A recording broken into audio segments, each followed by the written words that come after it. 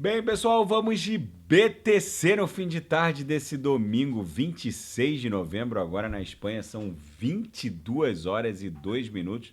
No Brasil, 18 e 2 da tarde.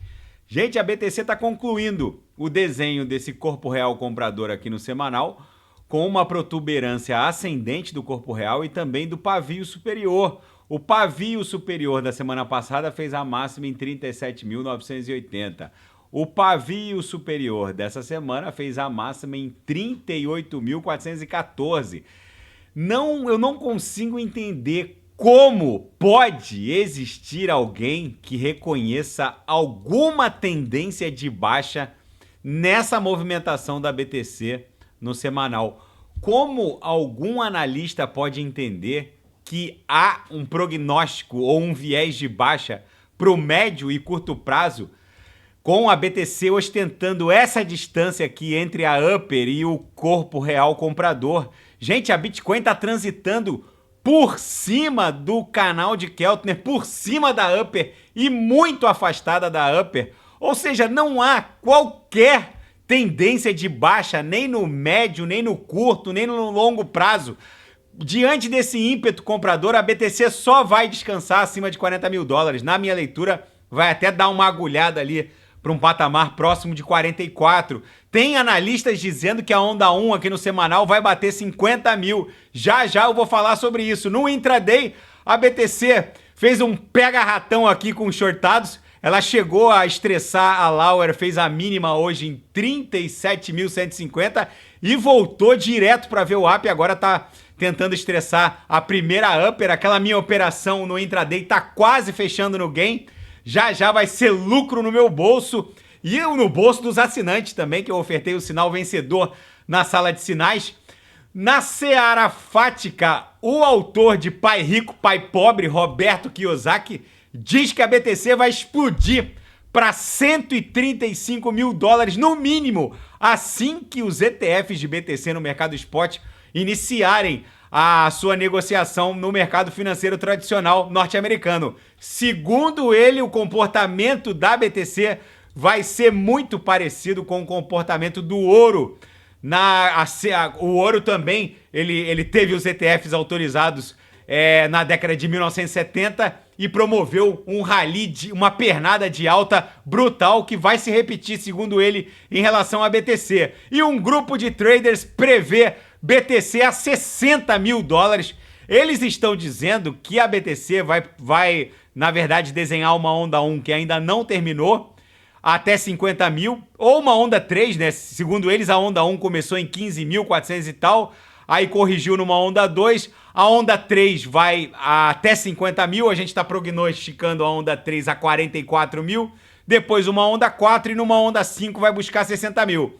Não importa, porque a sequência ondulacional de Elliott pertence à seara da análise técnica subjetiva. Enquanto uns enxergam uma onda 1, outros enxergam uma onda 3, mas o fato é que a gente está numa pernada impulsiva que vai levar a BTC para um patamar acima de 40 mil dólares. Essa análise aqui, pontificando 1, 2, 3, 4 e 5, coincide com aquela nossa análise no diário, onde a gente estaria desenhando uma onda 3 até 44 mil, eles estão desenhando uma onda 3 até 50 mil dólares.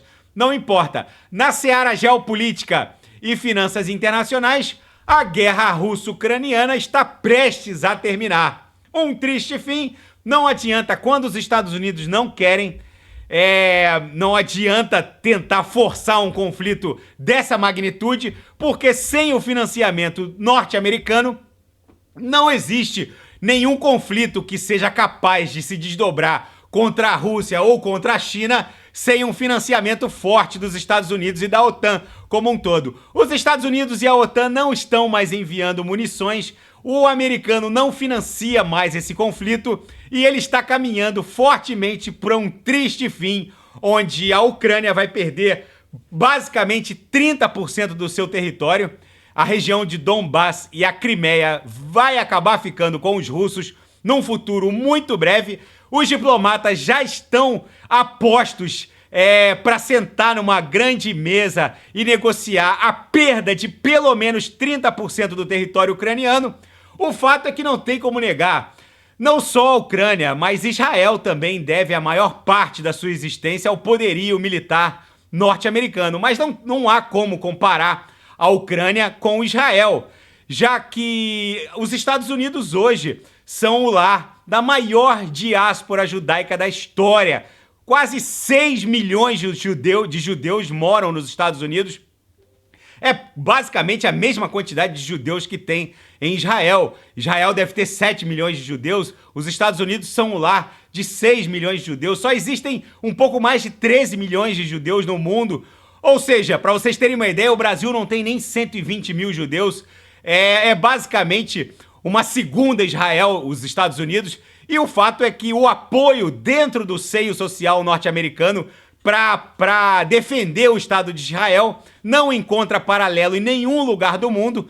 E com as atenções voltadas totalmente para a defesa israeli, a Ucrânia vai ficando escanteada, por assim dizer, e provavelmente eles vão terminar essa guerra numa grande mesa de negociação, com a Ucrânia perdendo pelo menos 30% do seu território. Eu já havia reportado esse triste fim logo no começo desse conflito. Nvidia supera os seus concorrentes como Intel, TSMC, Samsung, se transforma na maior produtora de semicondutores na maior produtora de semicondutores e a mais lucrativa da história. É o novo normal com a inteligência artificial. E o grupo terrorista Hamas entregou o terceiro grupo de reféns. 19 reféns foram libertados, inclusive uma criança americana de apenas 4 anos, uma menininha. Enfim, gente, a BTC segue acumulando aqui no diário, vai explodir a qualquer momento em direção a, no mínimo, 40 mil dólares. Alguns analistas estão dizendo que essa onda 3 vai buscar 50 mil. Não importa, é pra lá que a gente tá indo. Se nada fugir do script, eu volto amanhã pra analisar a própria BTC. Fiquem com Deus. E quem quiser sugerir alguma análise, é só colocar nas mensagens abaixo. Até amanhã, grande abraço, fiquem com Deus.